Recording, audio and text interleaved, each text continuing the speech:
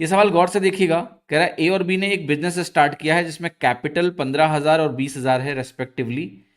ए 6 महीने के लिए इन्वेस्ट करेगा, 1 साल के बाद आपको बताना है कि टोटल प्रॉफिट अगर 1,33,100 रुपए है, तो बताना है कि जो प्रॉफिट क्लेम्ड बाई ए है वो कितना है, ये आपको कैलकुलेट करके यहां पर बताना है।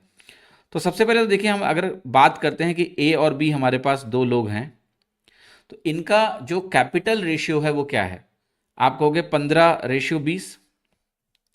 देखो 15,000 और 20,000 है, वो 3 0 कटेगा, इसलिए 15:20 लिख सकते हैं। ये इनका कैपिटल रेशियो है या फिर कह लें इन्वेस्टमेंट रेशियो है। ठीक है। देन हम बात करते हैं टाइम पीरियड ऑफ इन्वेस्टमेंट। तो टाइम पीरियड एक का 6 महीने है, एक का 12 महीने है। ये बात हो गई। इसको आप चाहें तो सिंप्लीफाई करके 3:4 ले सकते हैं, और ये मैं 1:2 लिख सकता हूँ। अब कैपिटल और टाइम का जो प्रोडक्ट होता है वो टोटल इन्वेस्टमेंट होता है, तो वैल्यू आ जाएगी 3:8। ए और बी का 3:8 आ जाएगा। आप यहाँ भी निकालेंगे तो 15×6 = 90 और 20 × 12 240 बनेगा। यहाँ से भी सेम कहानी आ जाएगी 3:8। तो ए का जो शेयर है टोटल प्रॉफिट में वो 3/11 है। 3/11 है, तो 3/11 लिखिए यहाँ पर, इनटू में जाइए और ये वैल्यू हो गई 13,31,00।